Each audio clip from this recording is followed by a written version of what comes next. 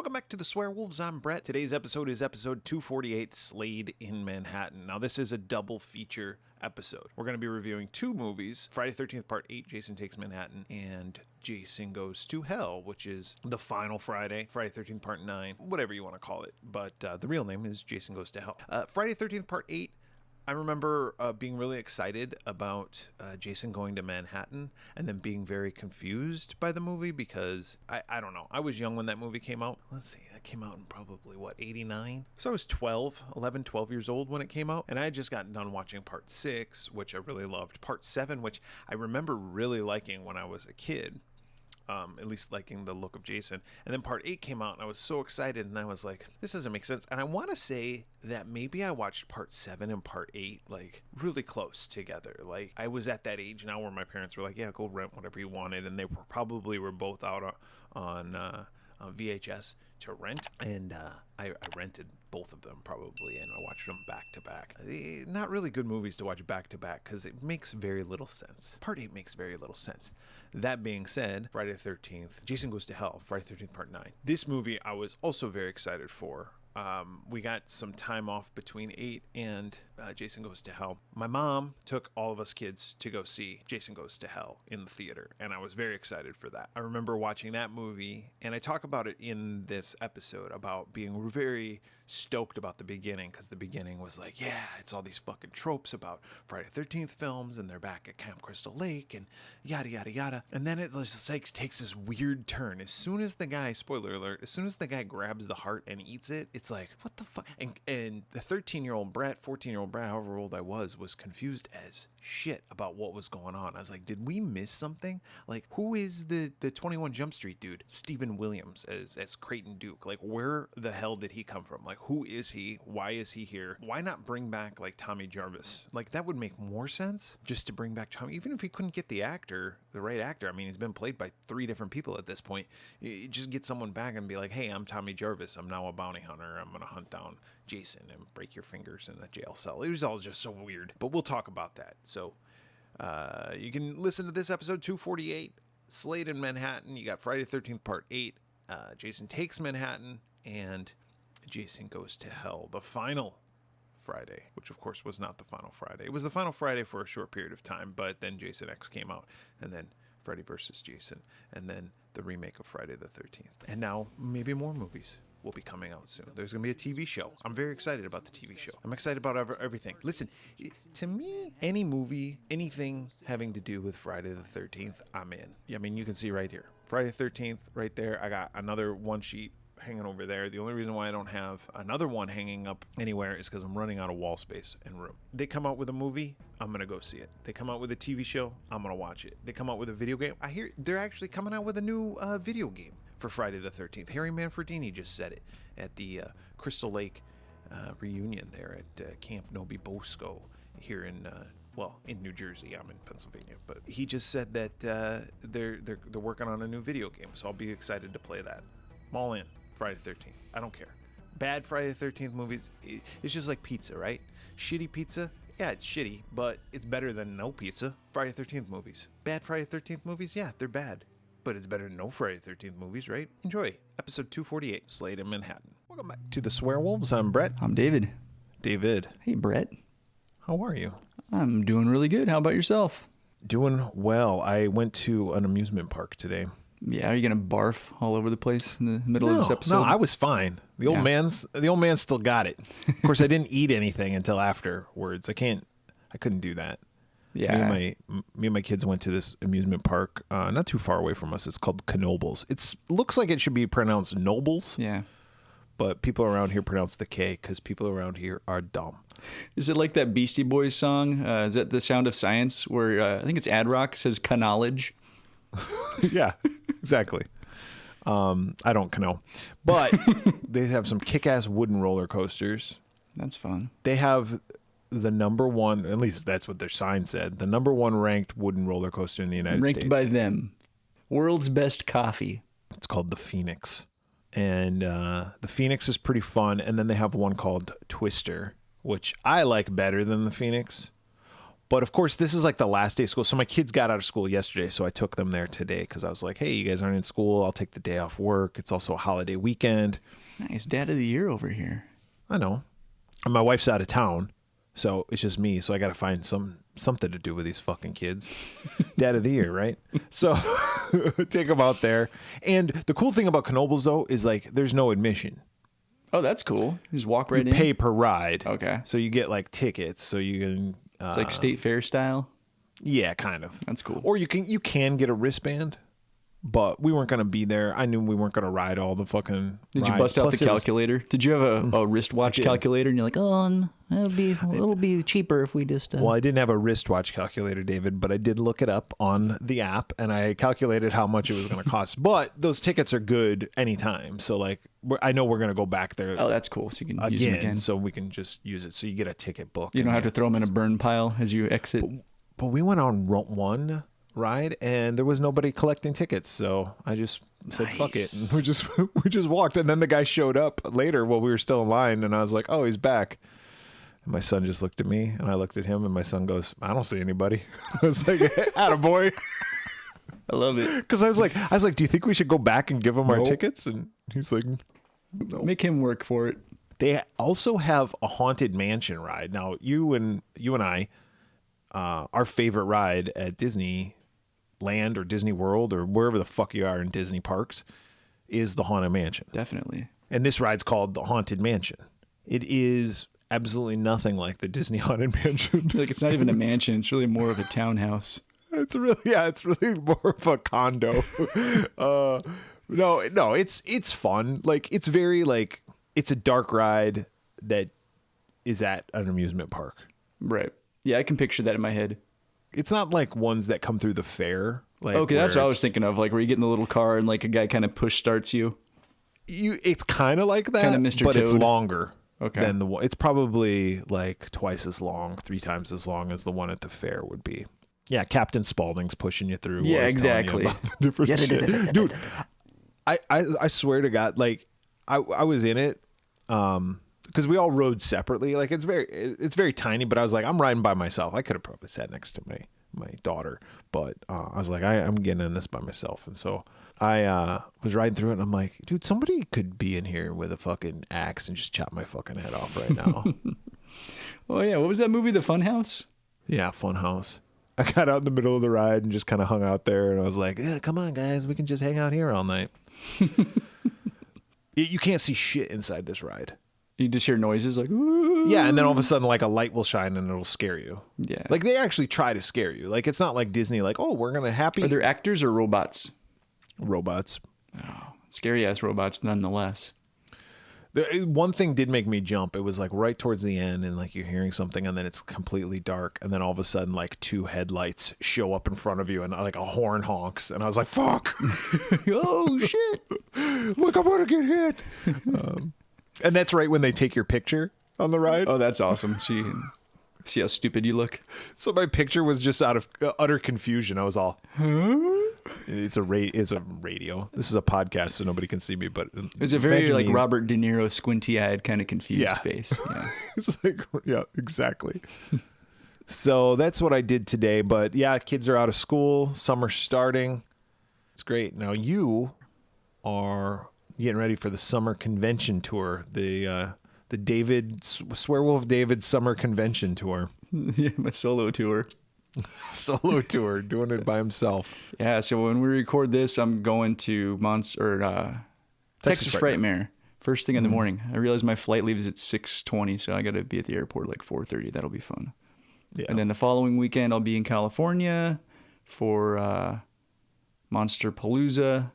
Mm-hmm. And then I'm going to London like a few days after that. Not for a convention, but I'm going to see some cool horror shit while I'm there. Like I'm going to go see I'll talk about that when I get back. Yeah. And then like a few weeks after that will be Mad Monster Party Arizona in like early July.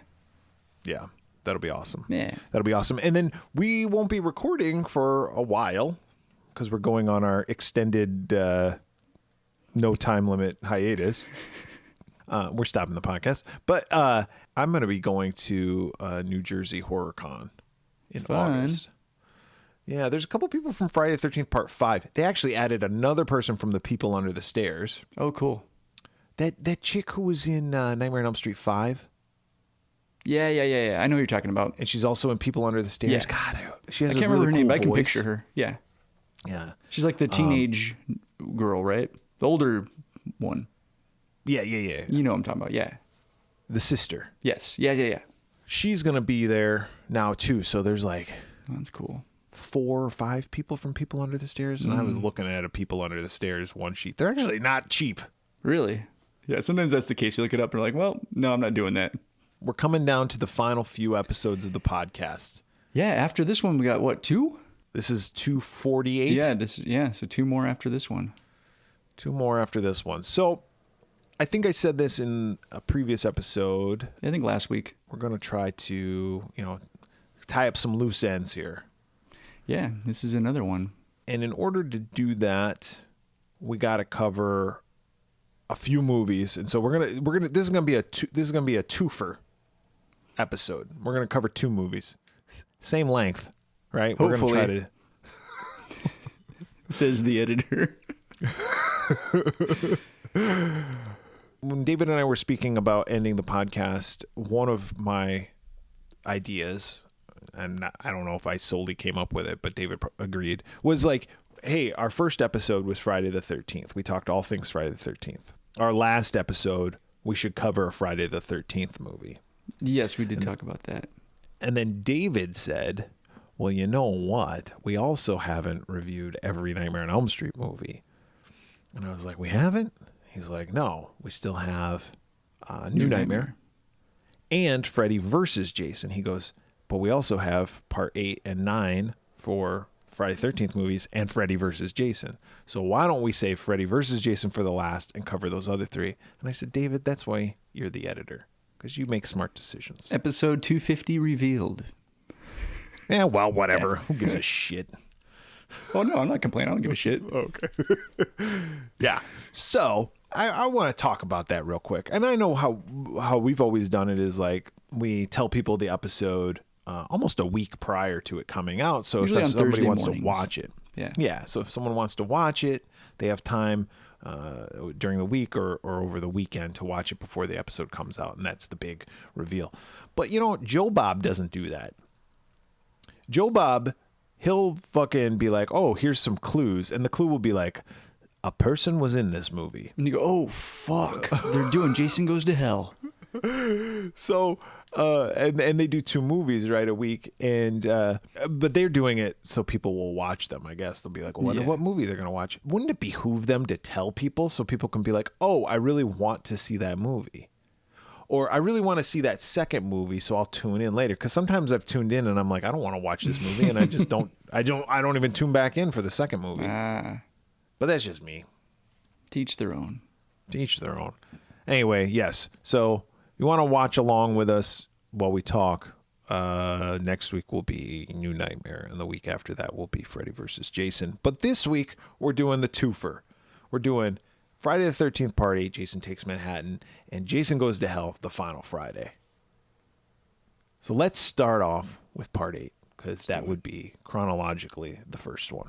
Friday the 13th Part 8, Jason Takes Manhattan, came out in 1989, July 28th. Well, why not maybe there wasn't a Friday. Maybe there wasn't a Friday the 13th. But also or just do it in the fall. But no, we'll do it at the end of summer. July 28th, 1989, David, what was the number 1 movie in the theater? We've done so many 1989 movies. We've done a lot. Is it a movie that we've done before? Yeah, I think so. Okay. Because I went with Ghostbusters 2, which I don't think has ever been a number 1 movie on a weekend we've discussed. No, it wasn't Ghostbusters 2. It was a little flick called Turner and Hooch. Aw. Doesn't the dog die in the end? Spoiler alert, David. I think he does. Fucking I think as a kid when I saw that, I probably saw it this weekend that we're doing. Wait a second. Does the dog die at the end of this one or at the end of K9? Maybe it is Turner and Hooch, yeah. I don't think I ever saw K9. That's a Christian Slater one, right? No, Who's in that's that one? Cuffs. Oh, that's Cuffs. That didn't have a dog in it. K9 was Jim Belushi. Oh, yes. And a German Shepherd. I think the dog lives in that one, but I think you're right. This was the dog dies because he saves Tom Hanks' life. I was going to say this is Oscar winner Tom Hanks. But isn't it something like he fucks another dog and at the end, like they have babies? Oh, yeah. I forgot about that. Maybe. I don't know. That sounds familiar. Circle of life. Yeah, he gave his life to save Tom Hanks. He's a hero. What was the number one song then? Well, sticking with my Ghostbusters 2 motif, I went with a Bobby Brown song. I guess we're gonna have to take But I did not pick that song. I went with Prerogative. Oh. Yeah, everybody's talking all this stuff about me. Why don't they just let me live? Neither of those songs. Well, but you know that Ghostbusters 2 song? I fucking love that song. Dude, that song is a jam. Gotta take control. Dude, my Ghostbusters pinball machine, I've got like a sound upgrade that has that song in it. And every time it happens, I'm like, fuck yeah, Bobby Brown. Let's bust some ghosts. That Ghostbusters pinball is mostly Ghostbusters 1, but there's like a couple of things on the play There's a little bit of field. Ghostbusters 2, yeah. Yeah. They're like, we'll give you a couple of things from Ghostbusters 2. Yeah. No, the number one song was Toy Soldiers by Martika. Oh, yeah. Yeah. Remember that song? Step it's by boring. Step, heart to heart. My wife hates that song. I don't like that song either. Martika was the the oldest female on the TV show Kids Incorporated. Oh, shit. I do remember that show. Kids Incorporated. K-I-D-S. Looks like we made it. We're kids. You know who else was on that show? Fergie. That's Fergalicious. right. Yep. Yeah. And Ryan Lambert, who was in Monster Squad, was on that show. God. Also Mario Lopez, but he wasn't one of the main kids. He was the drummer in the background. Okay. Friday the 13th Part 8 was written and directed by Rob Hedonism. Music by Fred Moline. I don't know how to pronounce his name, but not Harry Manfredini. No. This was, I think, the first time they didn't use Harry Manfredini's songs. Because even Part 6... Yeah, he did the music. He did the music for Parts 1 through 7. Yep. That's okay. If you miss him, he'll be back in He'll be back in 9. And, jumping ahead real quick, I was watching 9, and I was like, aren't they just reusing cues? Like, at this point, like, I don't think there was any, like, original songs. I don't know. Or if they're different, they're not much different. No. Pretty similar. Jason Takes Manhattan was produced by Randy Sheveldave. What a name, Sheveldave. Hey, my name's Randy Sheveldave. That sounds like a made-up name. Like, what's your name? You're like, Randy. Like, what's your last name, Randy? You're like, a Sheveldave. Yeah. Like a Chevrolet truck just drove by, and it's like for Dave's and you see towing. David Lee Roth driving it, and you're like, oh. Sheveldave. They're like, okay, Don, you're a producer. So good. I'm glad I got the job. Sweet. Well, what do I do now? You're producing Friday the 13th Part 8. Fuck.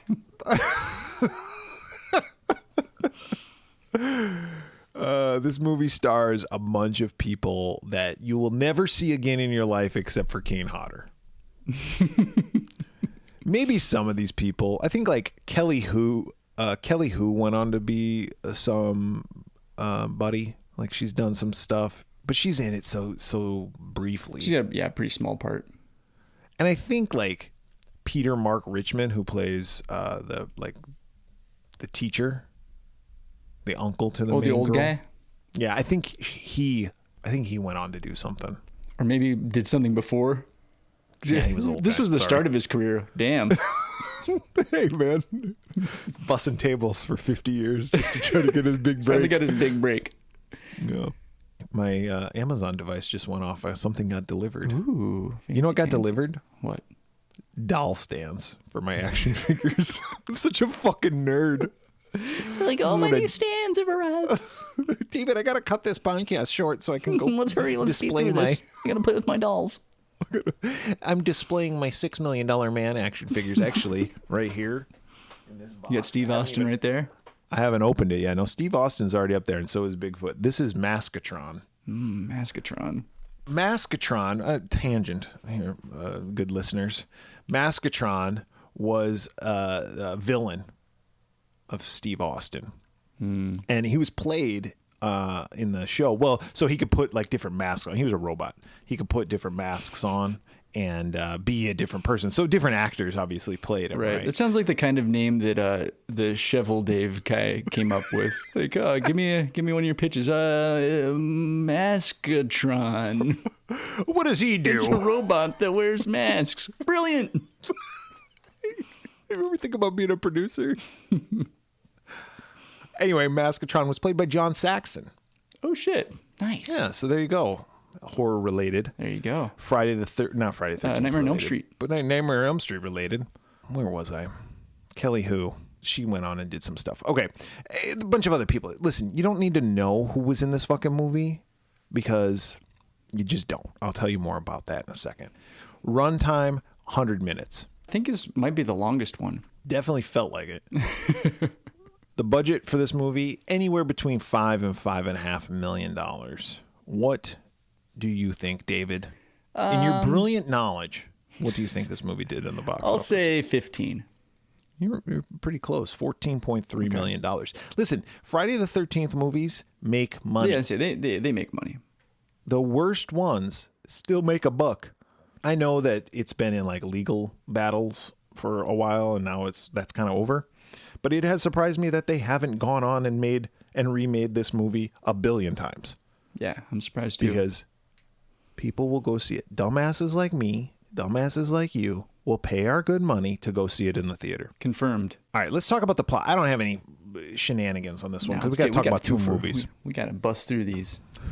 Like we're Bobby Brown. David's got to get on a plane at 4 o'clock in the morning and edit this while I'm flying. Edit this on his way to Texas. Probably.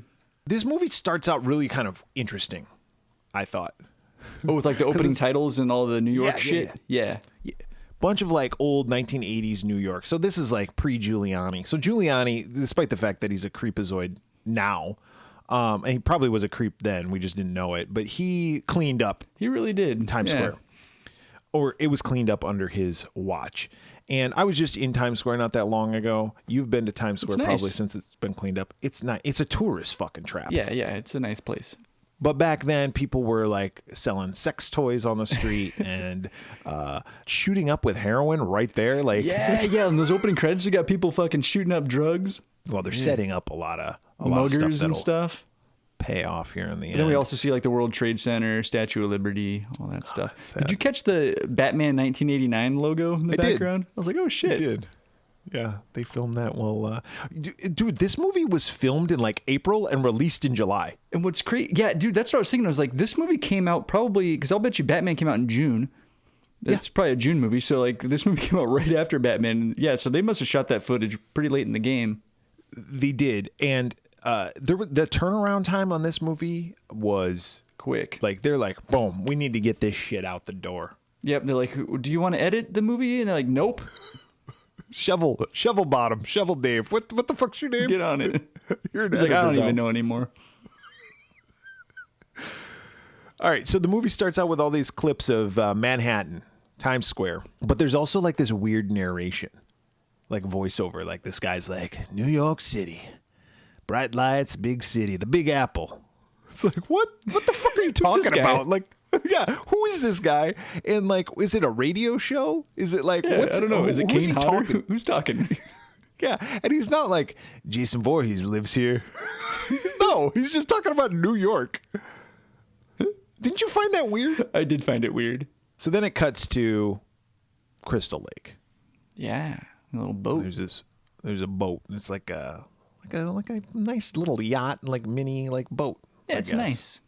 Not a yacht. I don't know. No, is that a yacht? But not like a little like tiny ass boat either.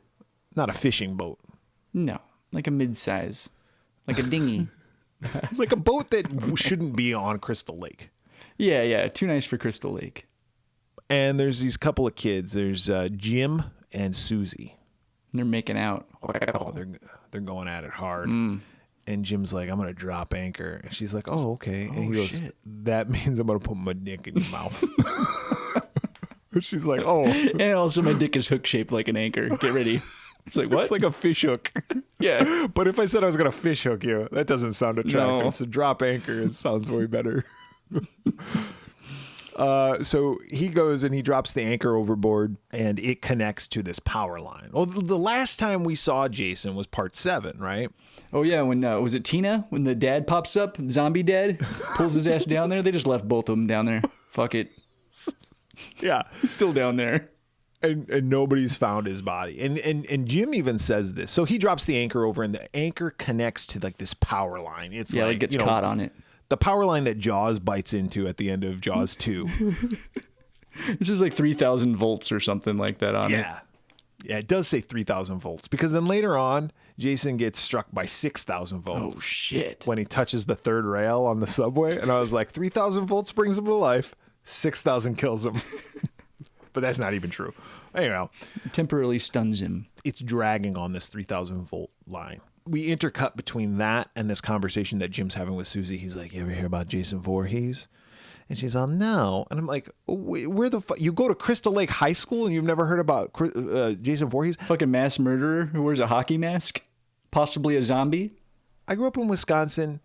I was in high school in the 90s. Okay, first of all, Jeffrey Dahmer, right? Everybody knew about him. Everybody knows that. But I also knew about Ed Gein. I've been told about Ed Gein my entire fucking local life. history. Not to mention that everyone pretty much knows. But yes, like she would know. Did you notice that guy when he was telling the story how big his fucking pupils were? Dude, that guy was high as fuck. His pupils also, how tighty-whitey his underwear were. Yes. I told my son, because my son was watching this, he's like, I've never seen part 8 or part 9. So he watched both with me.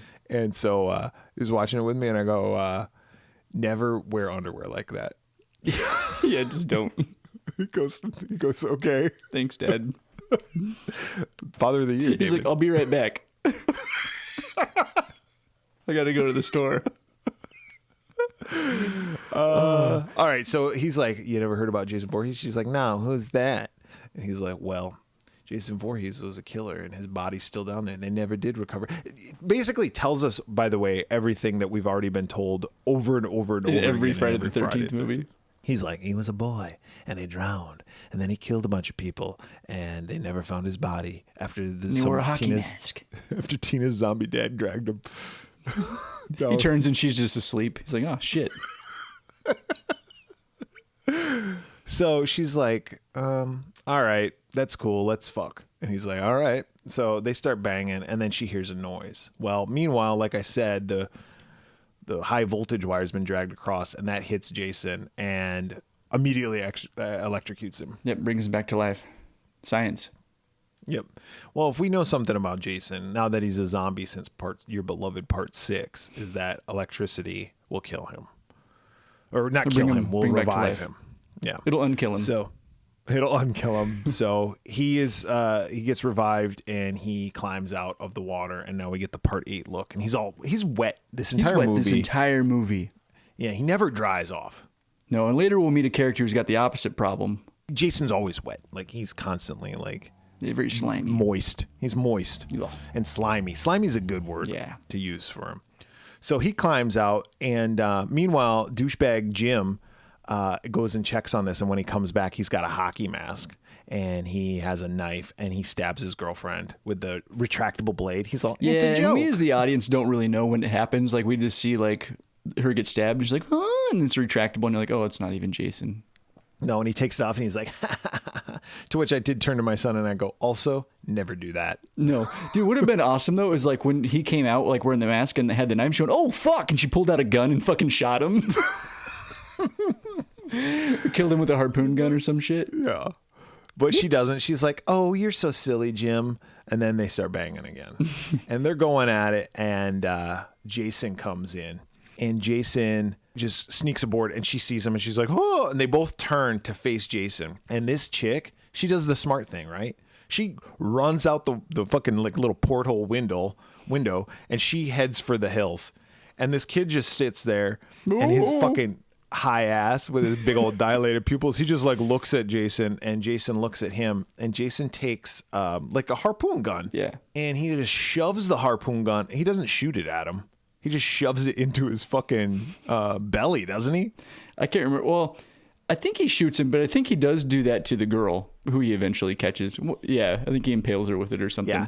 Like slowly, like Yeah. He kills him, and then he goes hunting after the girl. The girl is hiding like in, like a little trap door or something. Yeah, I don't know what those trap like doors are for. A cargo bay or something, maybe. I don't know. Yeah, it's just like the area that I don't know is underneath a boat. But she's hiding under there, and Jason is so smart.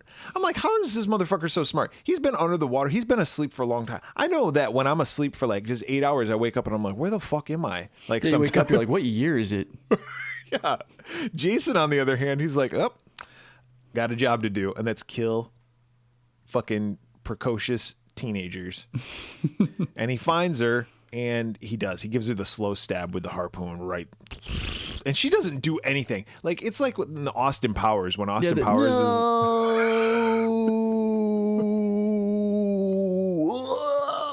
dead. She doesn't try to bat it away. She doesn't try to grab it. I mean, you're going to die, but at least put up a fight. No fight. Next morning, we see the SS Lazarus. Ooh. Which is a big old yacht. Yeah.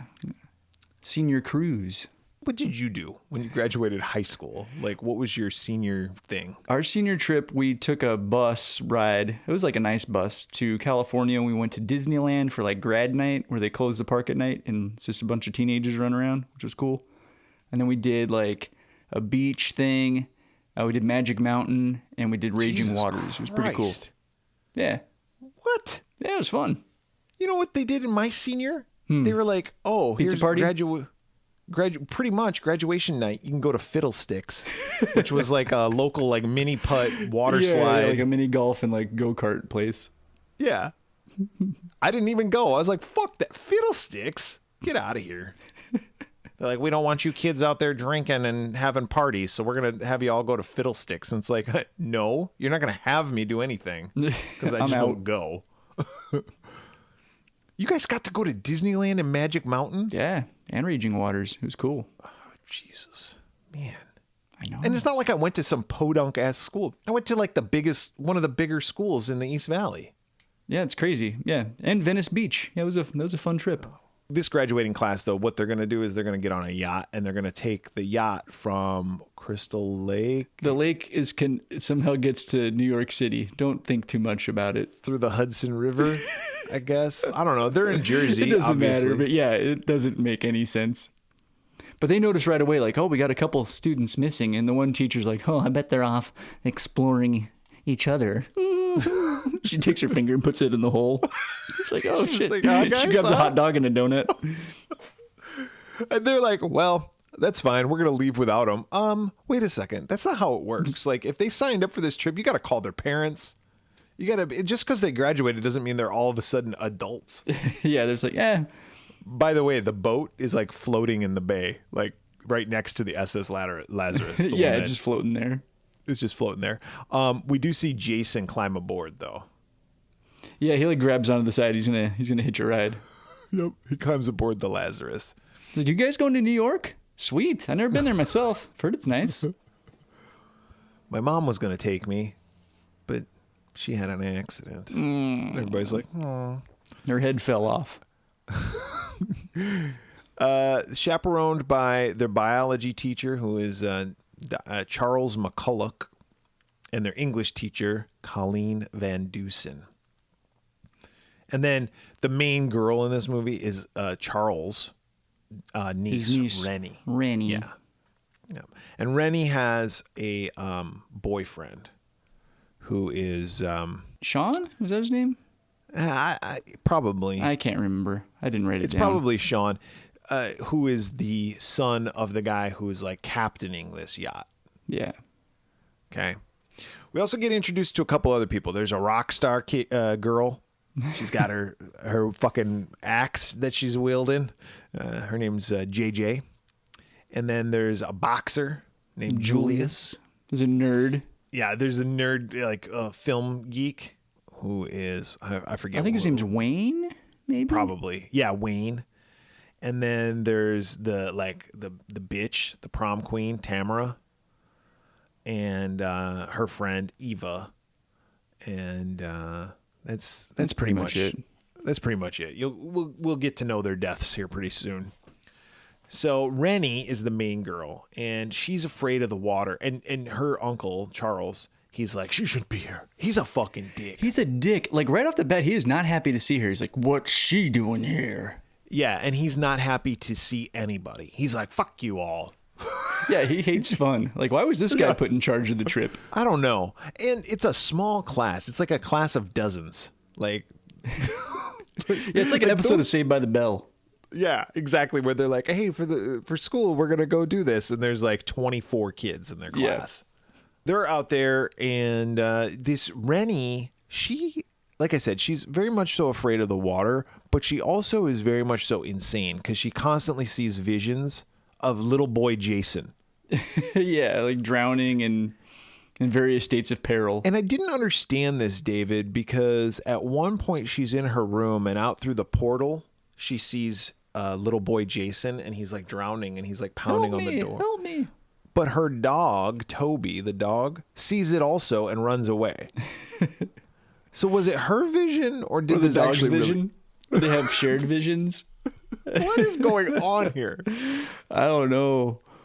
We also got like a Crazy Ralph type character who's like the deckhand guy, and like right off the bat he's like, "This voyage is doomed." I mean, straight up, it's Crazy Ralph. It is. It's like in Cabin in the Woods, the harbinger of death cliche, like that guy. Yeah, yeah.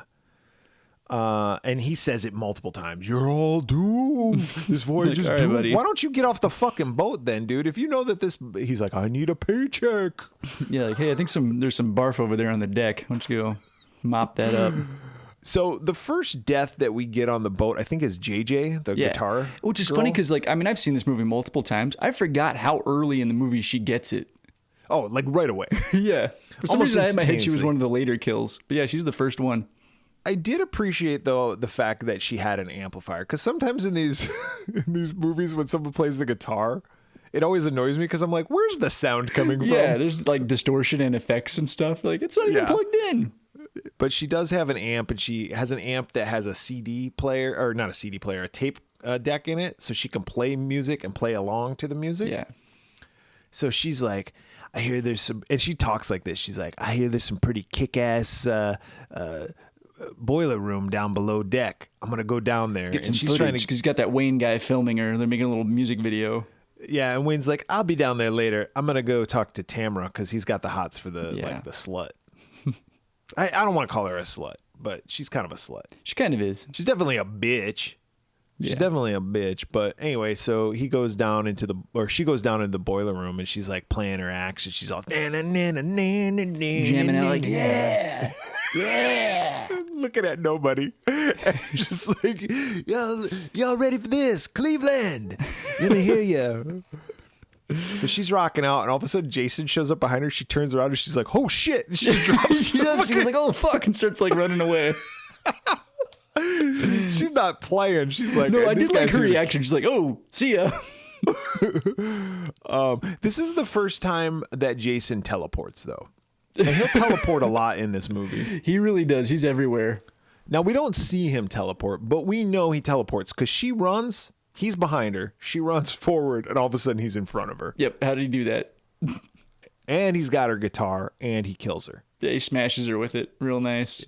Yep, she's dead. We don't see a lot of like. No, he just smashes the guitar like in the direction of the camera, and I think we see like blood splatter on the lens or something. And she like, huh? And then, so she's dead.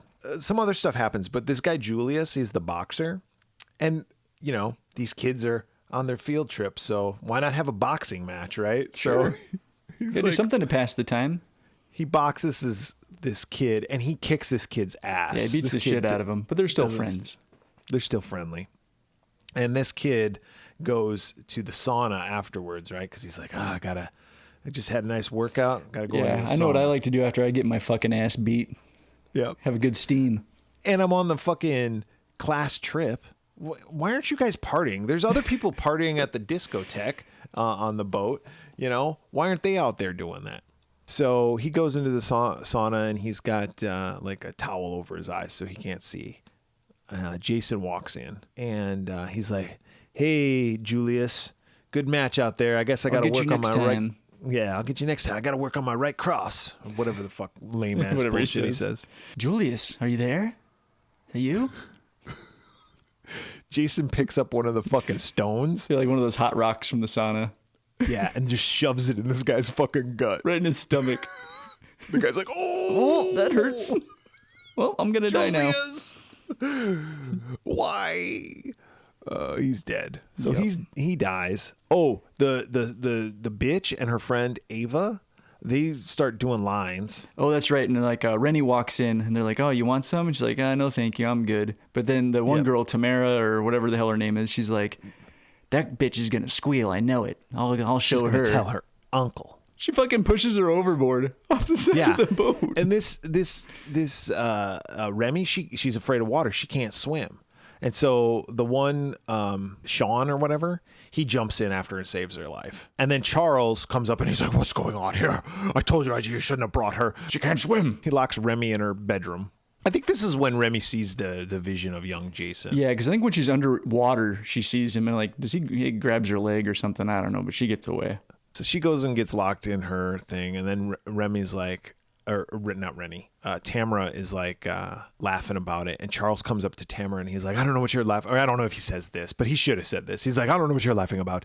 You're gonna fail your biology test. Yeah, I'm failing you. You're not gonna graduate. You're gonna have to take all these classes again next year. Yeah, it's like the hell I am. She's all, I have my final. It's in my bedroom. Why don't you come down and see it? I'll give it to you. And he's like, okay. So he goes down to her room and she's like, how about a glass of champagne? And he's all, where'd you get this? That's preposterous.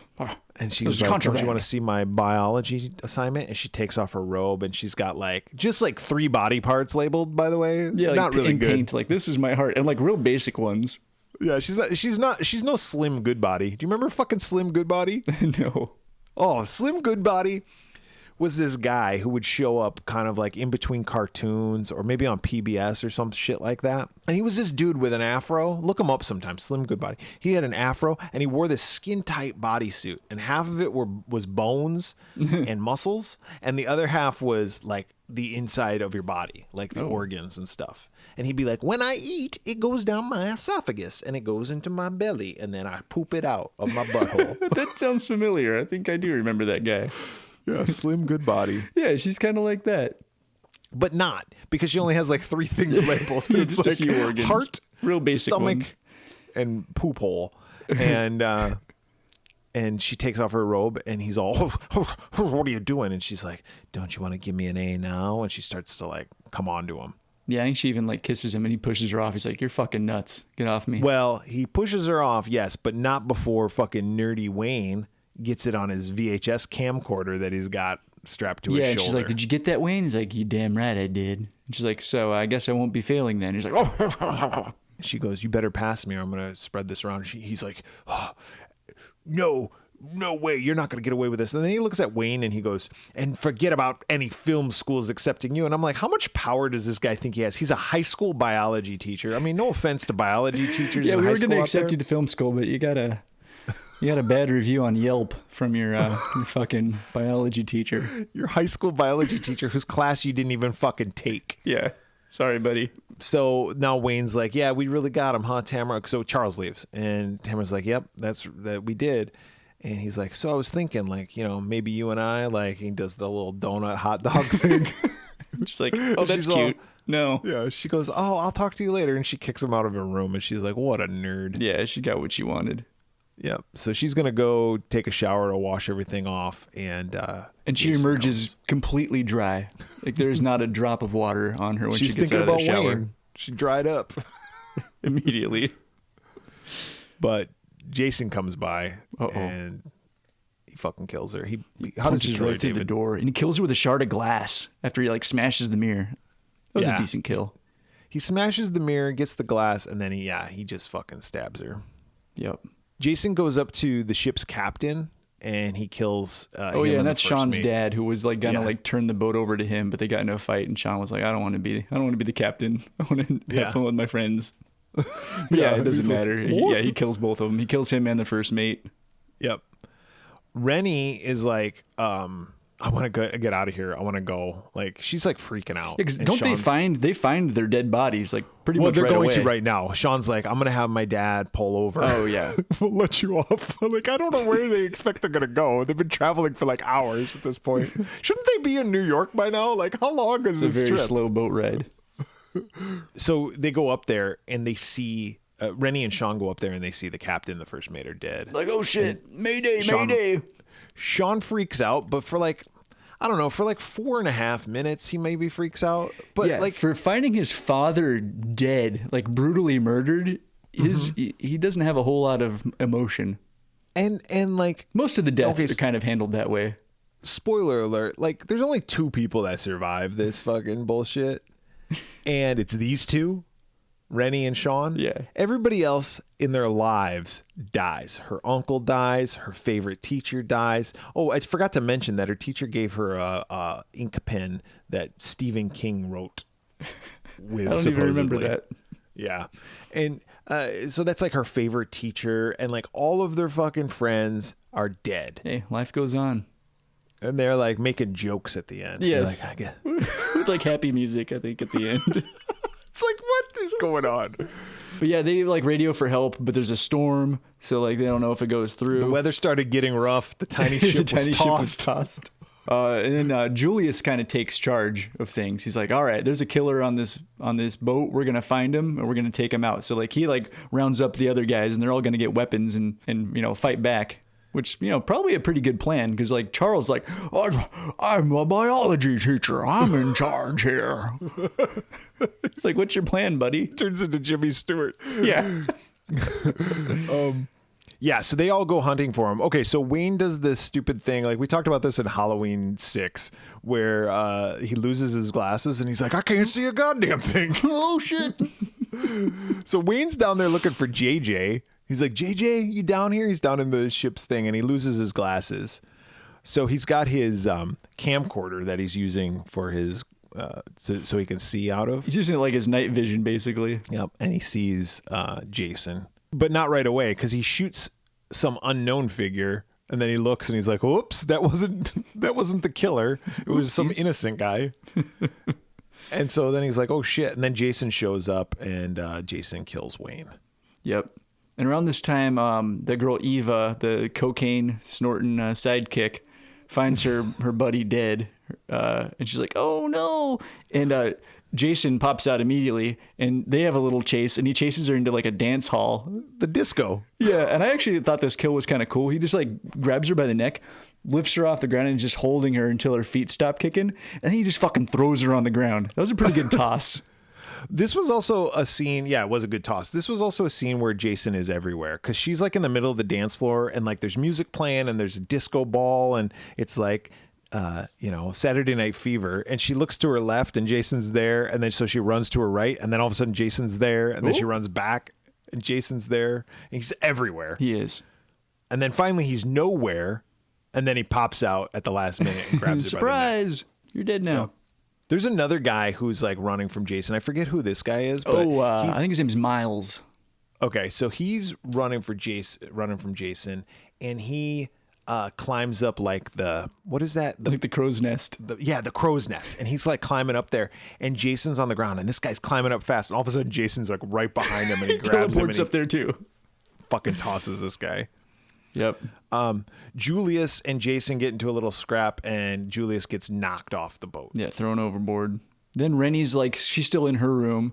Jason smashes his head through the little portal window. Oh, yeah. It's like, oh, God. And she gets away by like stabbing him in the eye with that pen.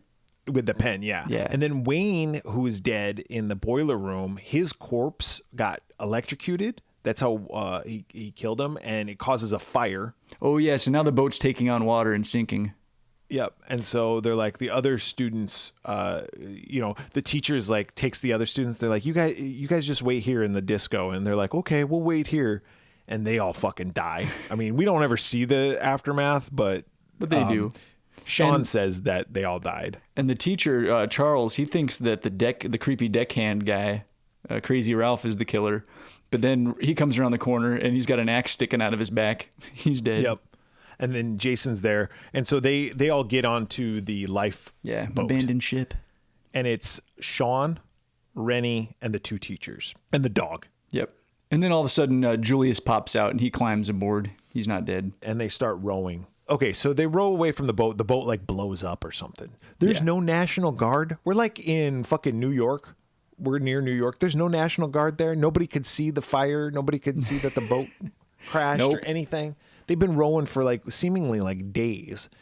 And this Charles guy, he starts talking shit to this Sean kid. He's like, well, for a captain's son, you sure fucking don't know where your head from your ass. It's like, fuck off, dude. Yeah, dude, I had to frantically abandon ship in a little dinghy. Yeah. Oh, and also my dad just got murdered and you're going to talk shit to me? Like, even if you don't like somebody, even if I hate somebody, if their dad just died like 5 minutes ago, I wouldn't be like, you're an asshole. I'd be like, hey, Magellan, here's a compass and an oar. Why don't you do some work? Yeah, exactly. Stop just sitting there, Charles. Asshole. Well, ultimately, he gets them to New York City. Dude, I like when they say, they're like, we did it. We made it. We're in New York. Woo! All of our friends are dead. Especially Julius. He's all excited. He's like, New York City. We made it. New York. New York City. He says that same line like 100 times. I want to see a Broadway show. Yeah, don't we have tickets to Cats? We have extra ones now. We could sell them. So they get off the boat and they're all walking through New York City. Well, Jason like swims there as well. Yeah. It's about this scene where I noticed that the Jason costume was not that good. No, especially compared to VII, which is a badass costume. This one's kind of shitty. This one sucks because you could see the prosthetic latex that was over Kane Hodder's arm, and you could see his regular arm underneath. And I was like, oh. Yeah, that really he's a hell of a swimmer, though. Yeah, he's good. He's like Michael Phelps. Yeah, he is. He wasn't when he was like 6 and he drowned in the fucking lake. But now he's learned. That's right. They get to New York City and now Jason only has eyes for them. And he's going to fucking stalk all of them. Yep. They're walking through the streets though. And they're like, we got to get out. We got to go get help or whatever. And all of a sudden these thugs come up and they mug. Yeah, welcome to New York. You're immediately getting robbed. Yep. And I was telling my son this while I was watching that. I goes, this is the type of movie that I saw when I was a kid. This is why I was afraid to go to New York City. Yeah, you just envisioned it like this. You're like, someone's going to immediately rob me and then try to kill my dog. Yep. And they're going to kidnap me and turn me into a heroin addict. Because that's what they do to Rennie. Yes. They kidnap her and shoot her up with drugs. They kidnap her and then... oh, yeah, and they shoot at her dog, but they don't kill it. The dog just runs away. Yeah. The group is like, we got to go after her, or Sean says that. And Charles, this woman's uncle, the woman who just got kidnapped, is like, no, I think the best idea is for us just to split up. What? Split up and do what? Yeah, I thought that was dumb too. Split up and get help? Yeah. Stupid. So they all go, oh, I guess you're That's a biology teacher. That's a good idea. So they split up. Meanwhile, Remy is, this guy's forcing himself on her after he shoots her up with heroin. And she's like half out of it, right? Jason shows up and Jason kills the 2 muggers. Yeah, and like stabs a needle all the way through his buddy. Like the needle comes out his stomach. He's like, oh, goddamn. Yeah, from his back through his stomach. Kills both of them. Remy runs away. Rennie. Now, she is high as fuck right now. I've never done heroin. I never want to do heroin, but I saw the movie Trainspotting. And when you do heroin, according to Trainspotting, you're high for a while. It's not just like, oh. Yeah, she's only high for a couple minutes because we see like kind of blurred vision while she's running. She's like, oh. She's high like the one time I did Whippets. Like out of the whipped cream can. I used to work at Perkins back when I was like right out of high school as a waiter. You do Whippets out in the parking lot? No, in the back. Like we had the Cool Whip can, and me and my coworker were friends, and we were doing Whippets. And then the next day at work, there was a sign on the bulletin board in the break room, and it was like, please don't do that, because all the Cool Whip cans had no charge left, and so they're just dripping. Like, I know what you're doing. Please stop. They couldn't prove it though. But have you ever done Whippets? No. It lasts 5 seconds. Oh, okay. It feels really good. It's like nitrous. Have you ever gotten nitrous like at the dentist or anything? Oh, yeah. It's like that, but shorter. That's exactly what it is. Okay. Yeah, but it's pretty awesome when you got, dude. I got a vasectomy. Oh. And a while ago. I knew that. Yeah, we talked. Yeah, but I got a vasectomy, and they numb you down there, but they're like, hey, you have this option to get nitrous. And I was like, well, do you need it? And they're like, you don't need it, but we're going to be cutting around your balls, so you might want it just to make you feel good. You might want to be high. Dude, I was like, oh yeah, dude, high as blast off. I was high as fuck while they were doing it. So much so that I was like, just keep going. I just wanted it to last forever. I was like, God damn, I don't care. What do you got to do down there? Whatever you want. Yeah. And then once they take it off of you and you stop breathing it in, your voice is like, it's the opposite of helium. Your voice is, they're like, how are you feeling? I'm like, I'm feeling really good. I turned into Barry White. And then as quickly, as awesome as you felt, it's gone. Oh. I got in my car and drove away. I was like, God damn. With ice on your balls. Yeah, pretty much. It didn't hurt that bad. Remy, high as fuck, it wears off apparently. Yeah. She is now sober and she runs into Sean and they proceed to run away from Jason. They end up meeting, I guess, with the teacher and Charles. Everybody ends up getting back together. Charles and the English teacher and Remy and Sean. Everyone but Julius. Julius gets chased by Jason. Yeah, onto a rooftop. That wasn't very smart. And Julius is like, all right, motherfucker, you want to go? And he starts boxing him. Yeah, let's do this shit. And he's like, wah, wah. And he's beating Jason. He's not really the brightest idea to just hit him in the hockey mask, right? Because yeah, maybe do some body blows. Maybe some kidney punches. Yeah. I mean, you don't have to obey the rules of boxing either. Like, do some rabbit punches. He's throwing haymakers. Like, he's jump punching. Yeah. Like, he's like not Lil the key Mac. To to a strong punch, man. You got to stay grounded. Use your hips. Dude, he played too much Mike Tyson's Punch Out. He's like, this is how you do he got to jump. Saved up all his stars. Yeah, you get the star, you hit the start button, jump punch to the face. Yep.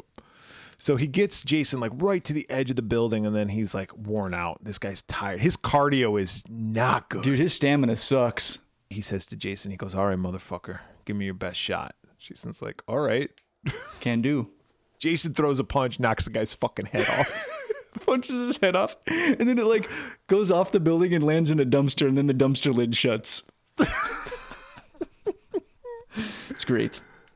So the crew has got the survivors have gotten this cop, and the cop's like, well, that's a far-fetched story, but I believe you guys. I'll take you to the station. He talks like not a New Yorker at all. He talks like a Canadian, because that's where they filmed this shit, is Canada. They didn't film it in New York City. No.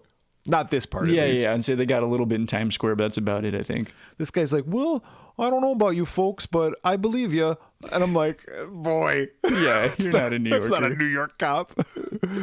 He gets in his car, and Julius's head is in the car. So Jason went and retrieved it from this dumpster. Yeah, I took it out of the trash can and then had time to play games. Yeah, and put it in a random cop car. He doesn't know. They'll probably end up in this car. Yeah. It's a town of like 8 quazillion people. And he's like, I guess this is it.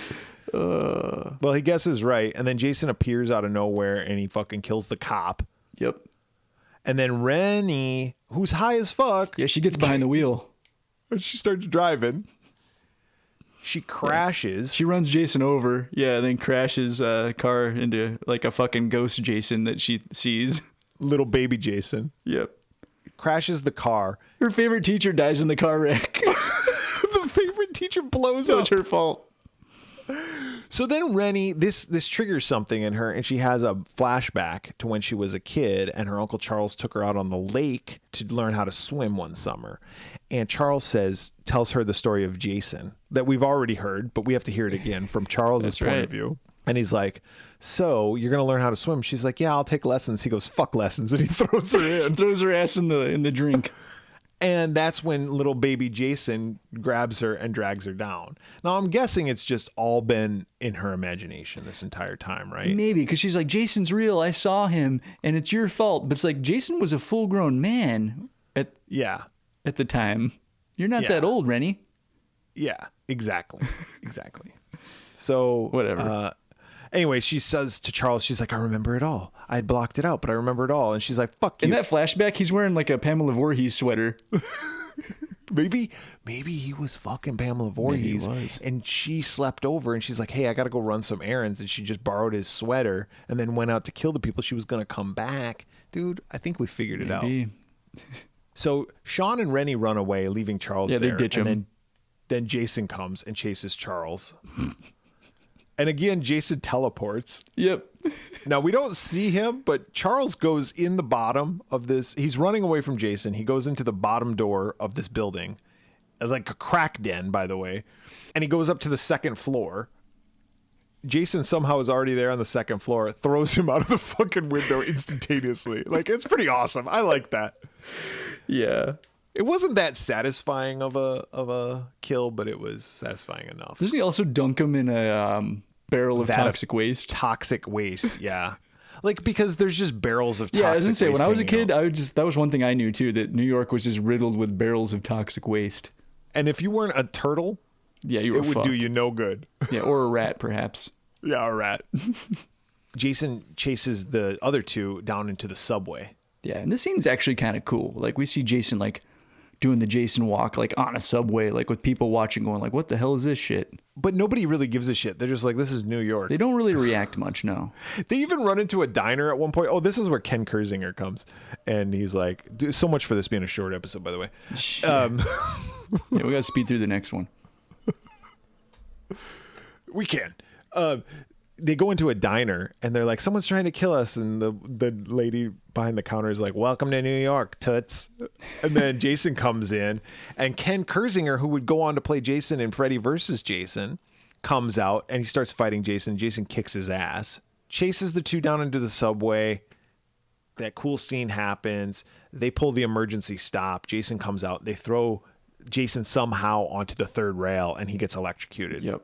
And they think, oh, everything's over. 6,000 volts, that should do it. Yep, see ya. So they exit and they're in Times Square and they're like, oh, you want to go see a show? Yeah, we're out here in Times Square. And all of a sudden, Jason appears out of nowhere. And they're like, fuck. So they start running.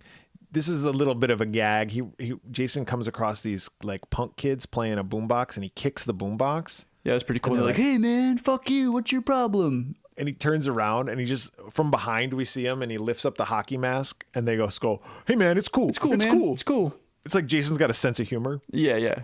He's a little prankster. Yeah, he's like, I know I'm ugly. I'll just show him my face. He's like, I put a head in a car earlier. You want to go see it? And they're like, no, not particularly. He's like, all right.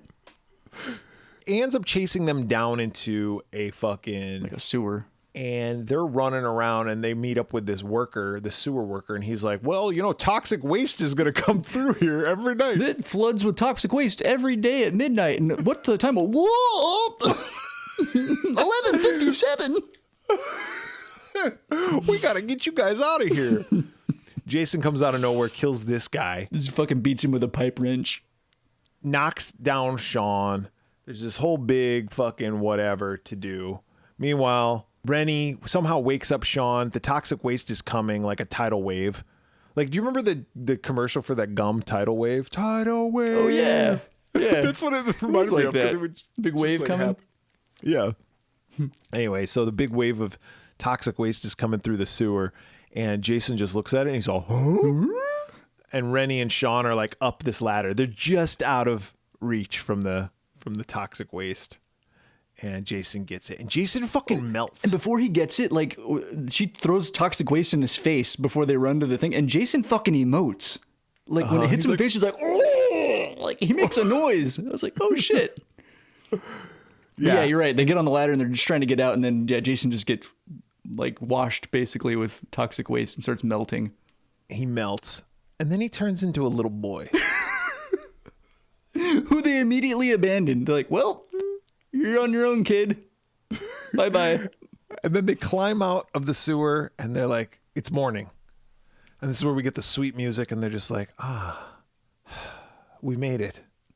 Oh, and there's the dog. Big ass city. What are the odds? He found us. Yep. And they're all, what a great day. It's like, motherfucker, everybody. I said this at the beginning. They're all everybody dead. Died. Oh. And Jason's a little boy. Yep. All right. I want to save our rating. Sure. For after Jason Goes to Hell, but just initial reaction to this movie. Like, any initial reaction? I mean, I think my criticism of this is probably pretty similar to most people's, that once it gets to New York, there's some fun stuff that happens, but until then, it's just boat ride the movie. Like, it's Death Ship, basically. But all the kills are uninteresting. The costume is kind of lame. The characters are forgettable. It's just a shitty movie. I wish that there was more New York stuff, and I know, like, they wish that too, the people that made it, but no budget, apparently. Yeah. I don't know. It could have been so much better if there was more of it in New York, I think. I guess there could have been so much more that would have been better, but at the same time, I'm like, it was kind of lame when they got to New York, because then Jason's just like so myopic. He's just, I got to kill these people. He's passing hundreds. Yeah, just start mowing down fools. Yeah. So if we're going to see Jason in New York, I want to see him kill a bunch of fucking people. Exactly. Like, have this be like a death count in the thousands. Like Jason just slaughtering Jason going people. crazy. Takes Manhattan. He didn't take Manhattan at all. He didn't do shit. My other criticism is that, like, the little boy Jason at the end, like, I didn't get it. I didn't understand it. Maybe it's too cerebral for me. I just don't understand why they did film. that. Yeah. So that movie made some money, I guess, but not enough for Paramount to want to keep the rights to this. So they end up selling the rights to this movie to New Line. Now, New Line, meanwhile, owns the rights to another franchise, Nightmare on Elm Street. So New Line just killed off Freddy with Freddy's Dead, the final nightmare, I guess. Time to kill Jason. Now they're going to be like, well, let's kill Jason, have Jason go to hell with the final Friday. Now, there had been talks all along, like, what happens when Freddy meets Jason, Jason meets Freddy. And I never understood why people wanted that, because it's just like, well, I don't know. Who cares if Freddy exactly. met Who Jason? cares? It's like, what would happen if Mike Tyson's fought Sugar Ray Leonard? I mean, they're two different weight classes. It doesn't matter. I mean, Tyson would kill him in the ring, right? Like, but they're both good on their own. Like, right. They're both really good boxers, but like, who cares? Like, Freddy versus Jason. I never understood that. Yeah, I don't really get it either. And why Freddy and Jason? Why not Michael Myers and Jason? That would actually make more sense to do Michael Myers versus Jason, because they're both humans. Freddy is a nightmare. True. I still don't get it, but we can talk about that when Doesn't we talk say. about That sounds like a discussion for a different episode. But I wanted to set up that because that's New Line's thinking, right? They're like, oh, also we have in the back of we own this right too, so we could set up possibly a meeting between the two. And they're going to do that with Final Friday, which came out August 13th. Hey, look, they did a it. Friday 13th movie that came out on Friday 13th.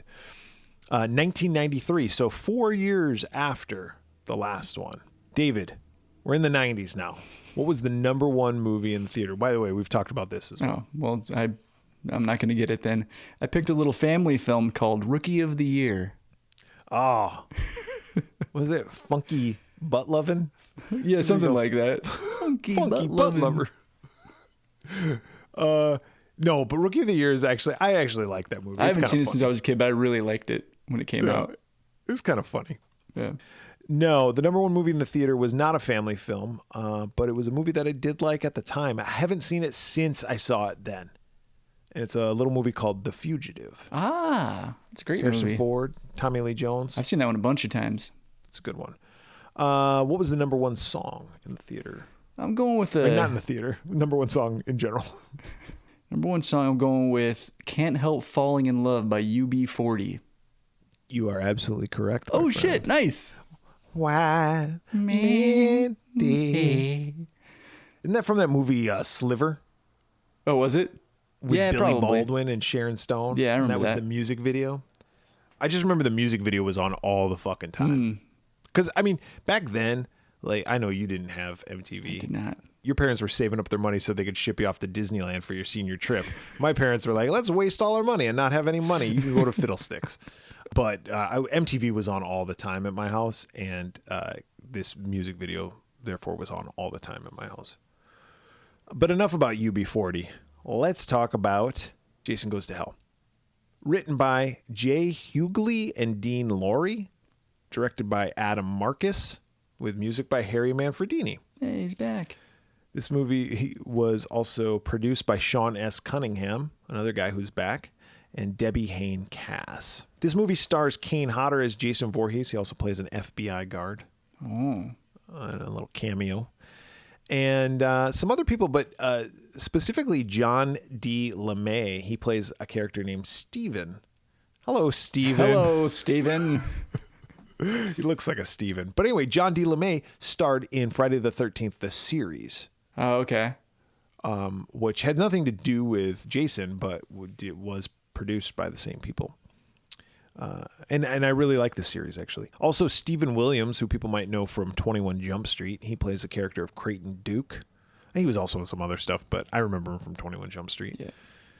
Erin Gray plays Diana Kimball. Erin Gray was like popular. I think she was in Buck Rogers, the TV show. I think you're right. Also, Leslie Jordan, who recently passed away. Yeah. Aw, that's a bummer. Like about a year ago, but and a lot of people know him from American Horror Story, specifically Coven. He was in that dude was funny. He was good. He plays a character named Shelby B. And that's about it for people that I recognize their names. The runtime of this movie was 88 minutes with a budget of $3 million. Oof. This movie had zero money.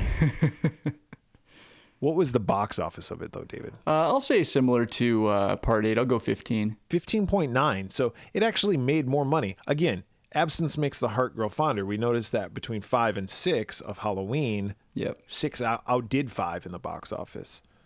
Yep. Well, Jason 9 outdoes Jason 8. Like I said, New Line owns this, so they can't call it Friday the 13th. They have to call it Jason Goes to Hell because they don't own the Friday the 13th. They don't own the name. Yeah.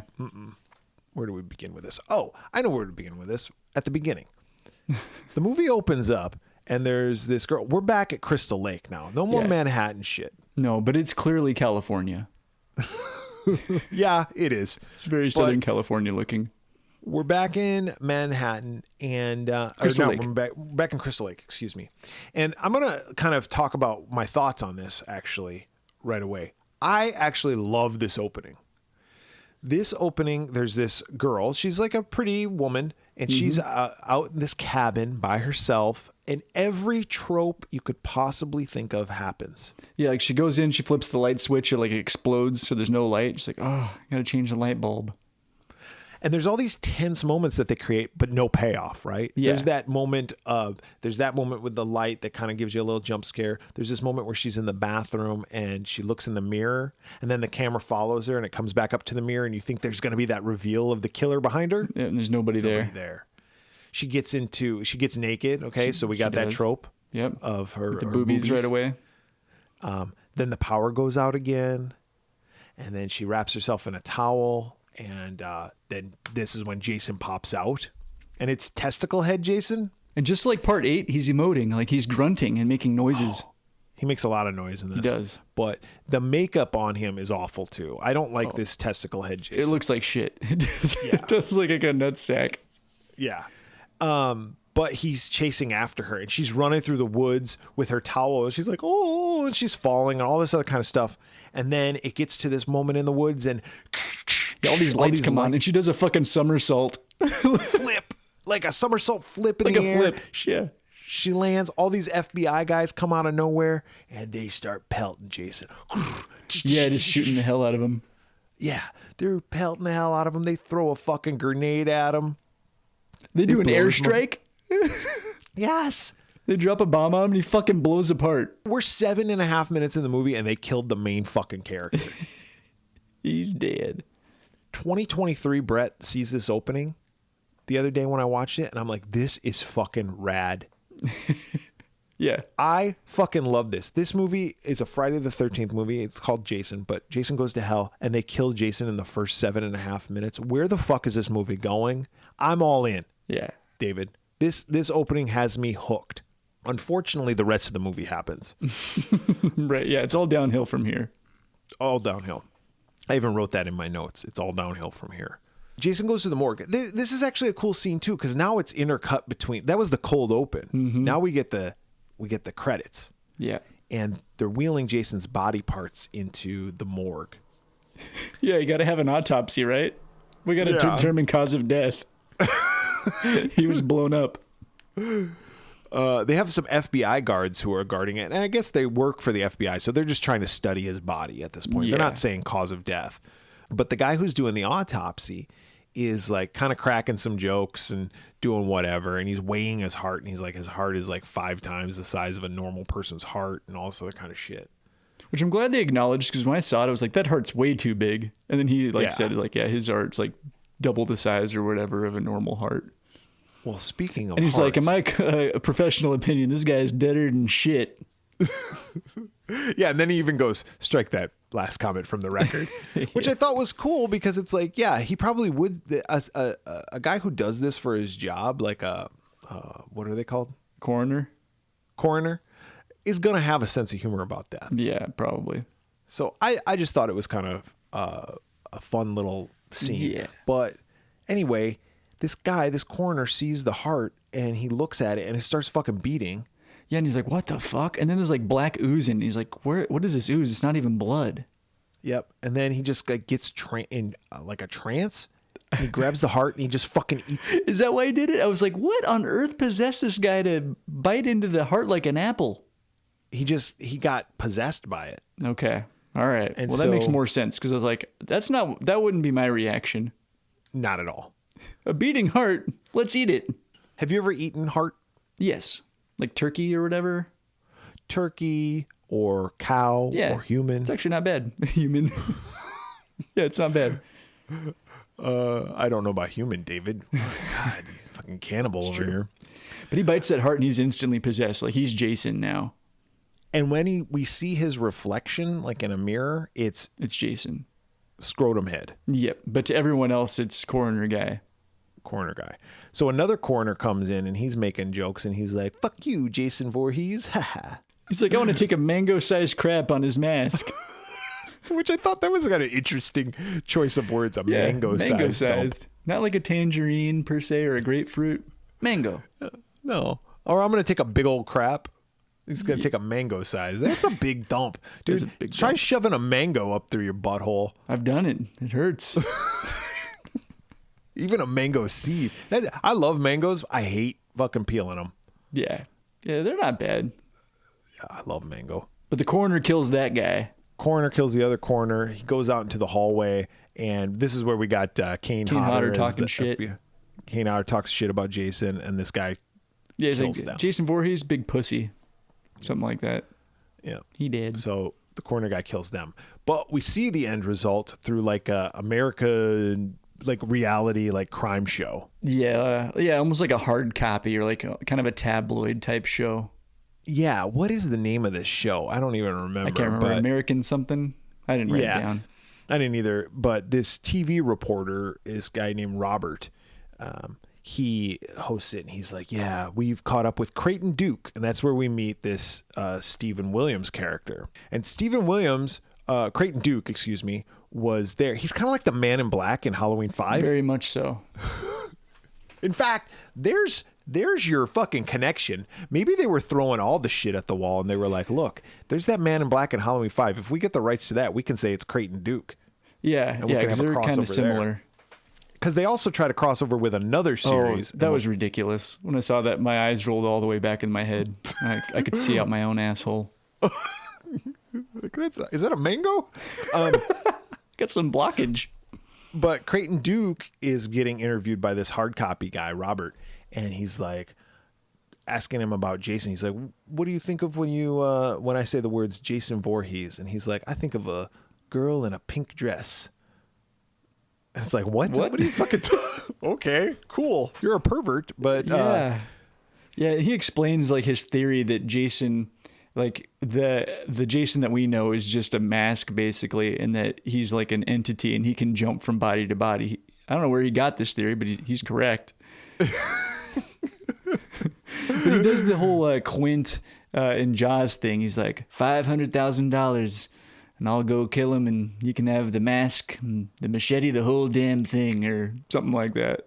Yeah, so this Robert guy is like, this TV reporter is like, I'm going to put up the $500,000 so we can catch this Jason Voorhees. Yeah, it's like, if you can like catch him, kill him, and confirm that he's real, yeah, we'll give you $500,000. Sure, buddy. We never really understand why Creighton Duke has this, and we never get any like backstory behind Creighton Duke. We don't know. He's a bounty hunter. No, and in fact, in one part of the movie, he's like, hey, remember me? Jason should have been like, no. Have we met? No, well, yeah. Some people have theorized that it's Reggie the Reckless. But his name is Creighton Duke, so debunked. Next theory. Next theory. It was another band member for fucking Spider's band. Yeah, or maybe. whatever. Miguel Nunez's band. Fucking demon. He's like, yeah, demon. He's like, we were gonna have a hit with "Ooh Baby, Yeah Baby, Hey Baby," but then you had to go and kill my two lead singers. That would have been a cool reference if Creighton had said to him, like, now you're gonna get it, bitch. Ooh baby, ooh baby. All right, now we meet fucking Steven, who is at this diner, and there's also Diana, who is Aaron Gray's character, and she works at this diner. And Diana gets approached by Creighton Duke, and he's like, I'm going to go hunt Jason Voorhees, and I need your help. And we're like, and you know why. But we don't. Yeah, the audience doesn't yet. And so Diana goes up to the Steven guy, and she goes, do you love my daughter still? And he's like, yes. She goes, meet me in my house. We have to talk. And he's like, okay, let's talk. And she goes, not here. How about 11 o'clock at my house? Yeah, I got a very long shift. Yeah, because it's like 1. And he's like, all right, I'll be there later. So that storyline happens. But now we got a 15 minutes of non-storyline related, just to pad the death count. Yeah, just to get a kill here. Steven's like driving in the woods or something, and he pulls over and picks up some hitchhikers. Bebopping away, by the way. He's driving in the woods. He's all, yeah, rocking out to some non-existent song. Like, it's a song that's like just like free of copyright. Right. So he's feeling it. Royalty-free music. Yeah, but he's feeling it. He picks up some hitchhikers. And it's 2 girls and a guy. And they're going to go out because now that Jason is dead, right? Like, they blew up Jason. They're like, it's safe to go to Crystal Lake, right? And so they go out there, and the guy and he just drops him off, we should say. The one girl like invites him, like, come hang out with us. He's like, nah, I'm good. You guys have fun. See ya. Yeah, the guy and the girl are a couple, but the other girl is like, hey, she's got the hots for Steven, like, instantaneously. Yeah, she's like, we're gonna go skinny dipping, and that guy's a fucking nerd. He's bebopping to royalty-free music, lady. But she's like, invites him, and he's like, no, I gotta go meet up with Aaron Gray later. Yeah. So she's like, okay. So they go out and they go skinny dip, and we don't really see it. We see the after kind of where they're all trying to get warm and dry and stuff. And the one couple is like, hey, we're gonna go fuck in the tent. Is that okay? And she's like, yeah, don't worry about it. I'll just be out here listening to you. Yeah, don't mind me. I can see your silhouette through the tent. I'll just watch you guys shadow bang. She goes and takes a dump in the woods, and the fucking mortician or whatever the fuck coroner guy comes up with like a razor blade and like kills her. Yep. And then the couple's in the tent banging. The dude's got a hairy ass. Did you notice that? Dude, wax that shit. I figured you would. So the girl's like, do you have a condom? And he's like, oh, it's all the way in the car, or it's in my bag or whatever. And she's like, not the car, because they didn't have one. He's like, it's all the way in my bag. She's like, I got to go take a dump. So got to go fire off a wicked deuce. I'll be right back. So I'll get it on my way back. Well, she goes out there. She gets killed. Oh, she gets killed when she comes back. Because don't they? Oh, yeah, she gets killed. They start banging. Yeah, they start he's like, banging. oh, I hate the way these things are, or like the way they feel, or I can't get the package open or something. She's like, don't worry about it. She's like, I just had to have an excuse to go take a dump. So yeah, I was gonna shit either way. So she's riding him like really good. Like this sex scene goes on like uncomfortably long. It was uncomfortable because I'm sitting there next to my son, but I'm like, oh god. So anyway, yeah, that's right. So she's riding him, and then Jason stabs her from behind. They're dead. And this guy's like, oh. Like I said, 15 minutes. And it's like, what the fuck was the point of that? I mean, I know the point from like a movie. It's funny, we're only like 15 minutes in or whatever you say, but like my notes were like over halfway through. Well, we're longer than halfway. We're a half hour into the movie at this point. Oh, okay. So we're like a third of the way through, and like nothing has happened to further the storyline of this movie. Come to find out that this Diana girl, woman, Aaron Gray, she's Jason Voorhees' half sister. Yep. And Jason Voorhees has to be born again through a Voorhees, and only a Voorhees, and then he can be only killed by a Voorhees. Makes no sense. It doesn't. But she's at her house and she's talking to her daughter who had a baby, another Voorhees, on the phone. And this guy comes in and it's the new Jason because a sheriff got killed by the coroner guy. Oh, or yeah. He like jumps into his body via French kiss. Yeah, he French kisses him, and then the coroner guy dies, and now Jason's inside this sheriff guy's body, and that guy goes into Diana's house and kills her. Yep. But not before Steven shows up, and then Steven gets blamed for the death. Yeah, they think he did. He's got blood all over him. Yeah, of course they think. But meanwhile, Right. There's another deputy who's like, I'll get you off. Don't worry about it. And nobody is like handling this. There's no tape around. There's no crime scene tape around the house. There's no investigation. There's no lawyers. There's nothing. It's like he's in a holding cell. Yep. This woman just got murdered. Something else I didn't understand. While he's in this holding cell, Creighton Duke is in the cell next to him. And I was like, what did he do? Well, he started some shit at the diner, I guess. Enough to get arrested? No, because they never show him getting arrested. So I didn't get it. Like, I was like, why is he here? Whatever.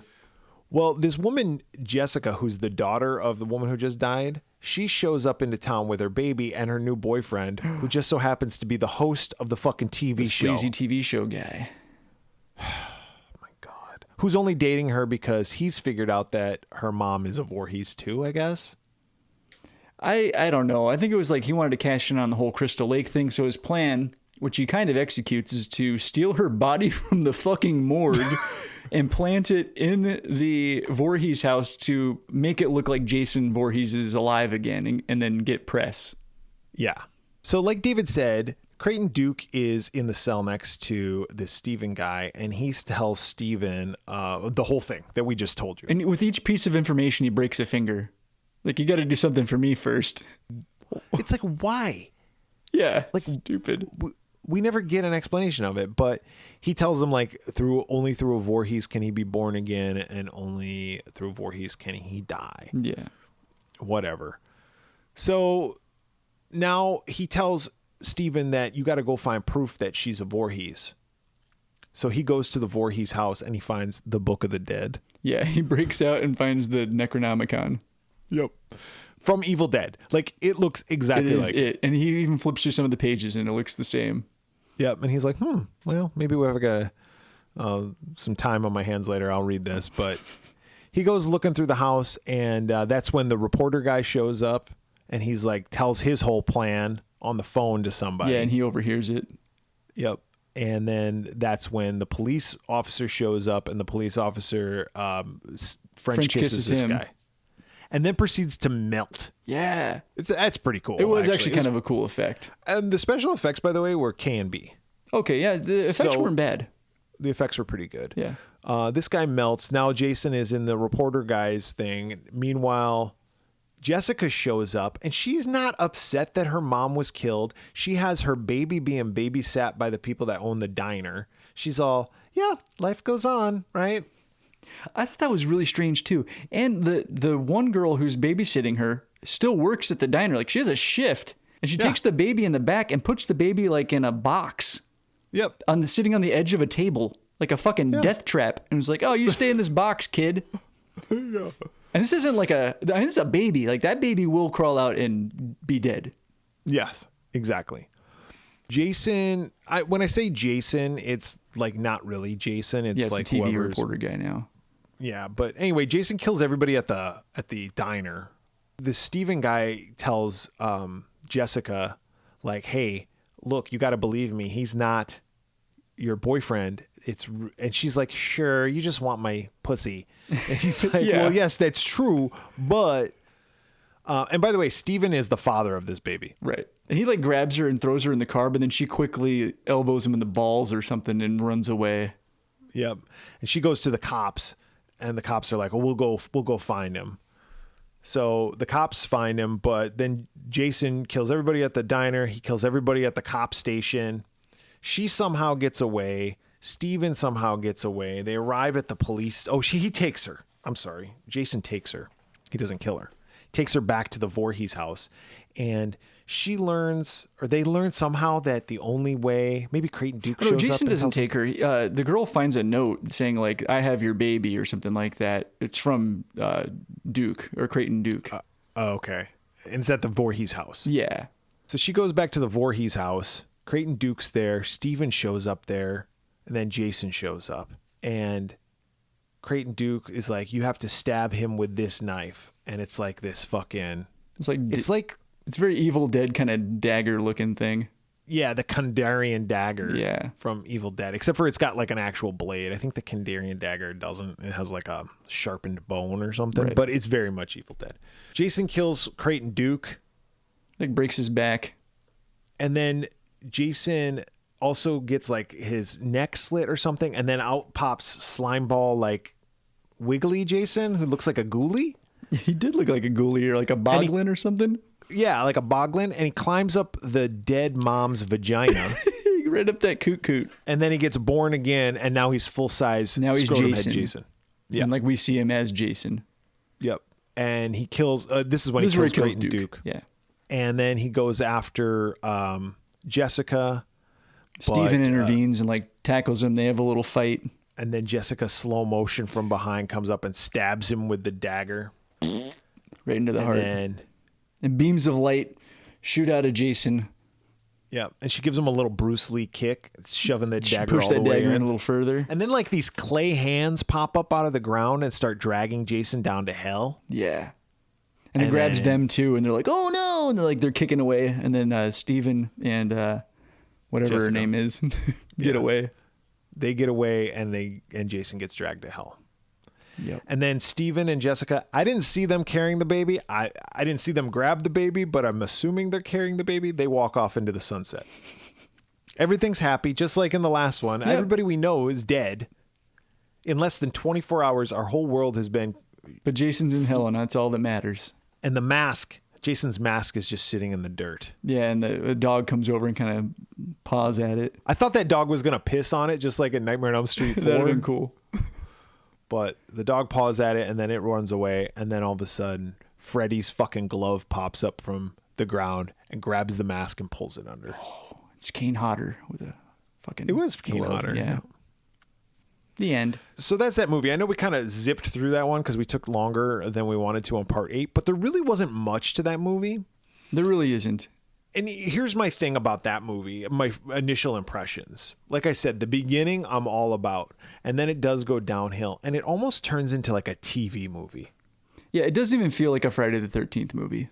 No, the acting and the writing is very TV movie. Mm-hmm.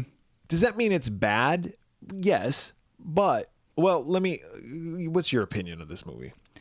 Yeah, I think it starts out decent enough. And I do admire that they tried to do something different.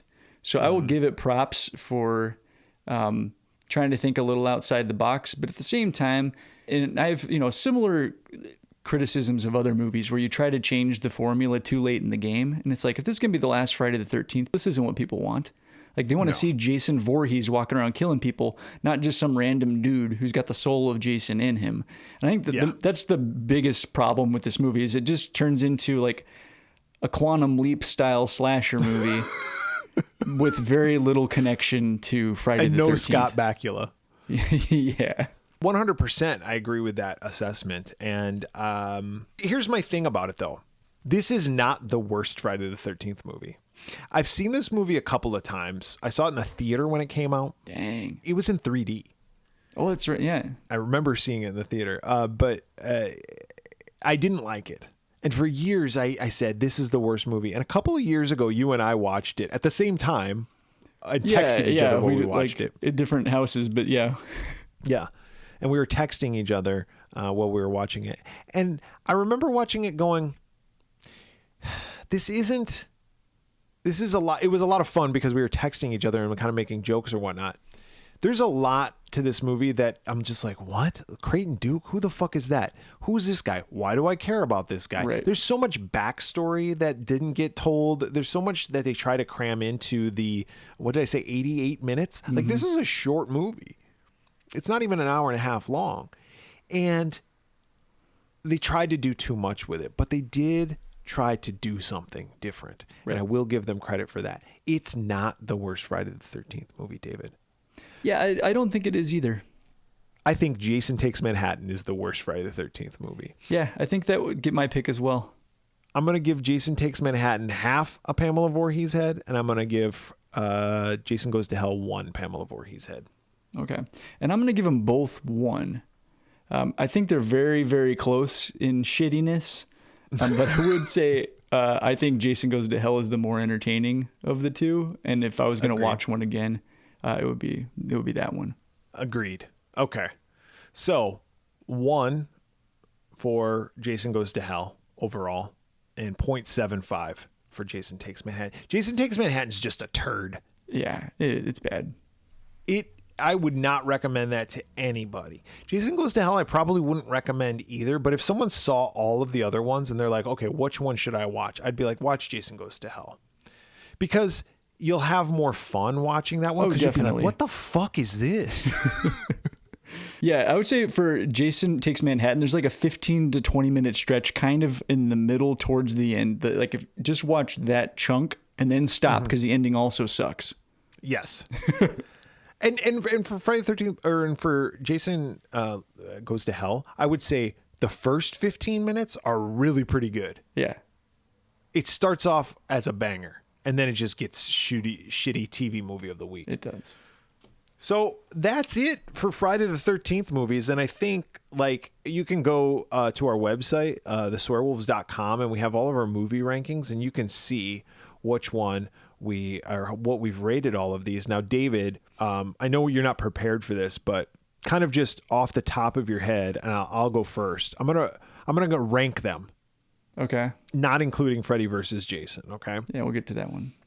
But I'm going to say and I'm going to go by the best, not my favorite to watch, because my favorite to watch is part 3. But I'm going to go out there and say part 3 is not the best. It's just my favorite. I have the most fun. It's most sentimental to me. Yeah. The best I'm going to go is 4. Uh-huh. Then 6 and 2 are like neck and neck. Okay. Yeah, I'm with you. So 4, 6, 2, 3. 5. What about the original? 4, 6, 2, 3. Sorry, 4, 6, 2, 3, 1. Yep. Then the remake. Yes. Then 5. Okay. Yep, I would agree. Then 7. 7. Oh, then, what about Jason X? Okay, so 7, then Jason X, then Jason Goes to Hell, then 8. I'm cool with that. Yeah, that sounds about right. So whatever we just said is the official Something like Swearwolves that. ranking.